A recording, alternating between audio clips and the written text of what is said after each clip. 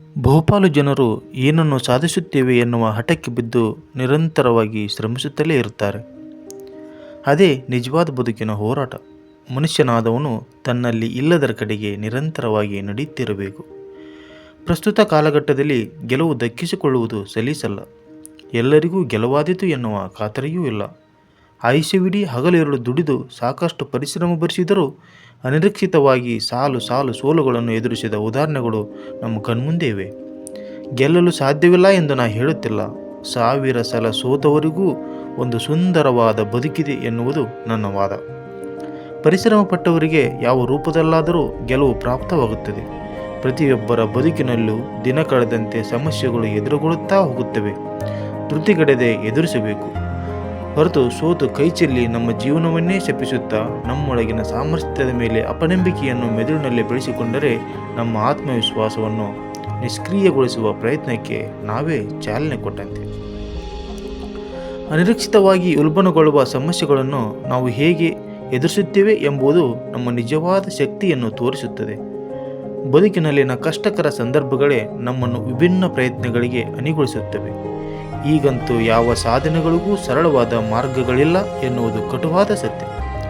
ಒಂದು ಸಣ್ಣ ಗೆಲುವಿಗೆ ವರ್ಷಾನುಗಟ್ಟಲೆ ಆಸೆಗಳನ್ನು ಬಲಿಕೊಟ್ಟು ಶನಿಸುತ್ತೇವೆ. ಹರೆಬಟ್ಟೆ ಮತ್ತು ಹರೆನಿದ್ದೆಯಲ್ಲಿ ಶ್ರಮಿಸಿದರೂ ಫಲಿತಾಂಶ ಶೂನ್ಯವಾದಾಗ ನಮ್ಮೊಳಗಿನ ಯಾತನೆಗಳು ನಮ್ಮ ಆತ್ಮವಿಶ್ವಾಸವನ್ನು ಕುಂದಿಸಿಬಿಡುತ್ತವೆ. ಎಲ್ಲೆಡೆಯೂ ಸಕ್ಕರೆಗೆ ಇರುವೆ ಮುಗಿಬೀಳುವಷ್ಟು ಸ್ಪರ್ಧೆ. ಇಂಥ ಸ್ಪರ್ಧಾತ್ಮಕ ಕಾಲಘಟ್ಟದಲ್ಲಿ ನಮ್ಮ ಅಂತಃಶಕ್ತಿಯನ್ನು ನಂಬಿ ಪ್ರಾಮಾಣಿಕ ಪ್ರಯತ್ನಕ್ಕೆ ಸಜ್ಜಾದಾಗ ಮಾತ್ರ ಗೆಲುವಿನ ಖಚಿತ ದಾರಿ ಜಾಡು ಹಿಡಿಯಬಹುದು. ಅದಕ್ಕೆ ತಕ್ಕುದಾದ ಕೌಶಲ್ಯ, ಬುದ್ಧಿವಂತಿಕೆ ಮತ್ತು ಆತ್ಮವಿಶ್ವಾಸ ಬೆಳೆಸಿಕೊಂಡರೆ ಎಂಥದ್ದೇ ಕಷ್ಟ ಬಂದರೂ ಮೆಟ್ಟು ನಿಲ್ಲಬಲ್ಲೆವು.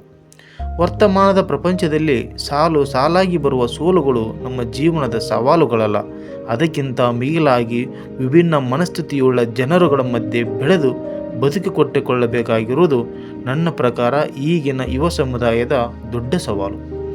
ವೈಯಕ್ತಿಕ ಲಾಭಕ್ಕಾಗಿ ಸ್ವಾರ್ಥದಿಂದ ಬದುಕುವ ಜನರುಗಳ ಮಧ್ಯೆ ನಾವು ಮನುಷ್ಯರಾಗಿ ಸಾಮರಸ್ಯದಿಂದ ಪರಸ್ಪರ ಒಗ್ಗೂಡಿ ಬದುಕುವುದು ನಮ್ಮ ಮೂಲ ಸೂತ್ರ ಆಗಬೇಕು.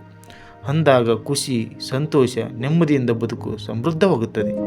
ಬಹಳಷ್ಟು ಜನರು ದುಡ್ಡು ಇದ್ದವರಿಗಷ್ಟೇ ಮನೆ ಹಾಕುವುದು ಯಥೇಚ್ಛವಾಗಿ ಗೋಚರಿಸುತ್ತದೆ. ಅಂದರೆ ಪ್ರಾಮಾಣಿಕ ಪರಿಶ್ರಮ ಮತ್ತು ಮಾನವೀಯ ಮೌಲ್ಯಗಳಿಗಿಂತಲೂ ಹಣ, ಅಂತಸ್ತಿಗೆ ಪ್ರಾಶಸ್ತ್ಯ ಇರುವುದು ಸತ್ಯ ಸಂಗತಿ. ದೊಡ್ಡವರು ಎನಿಸಿಕೊಂಡವರು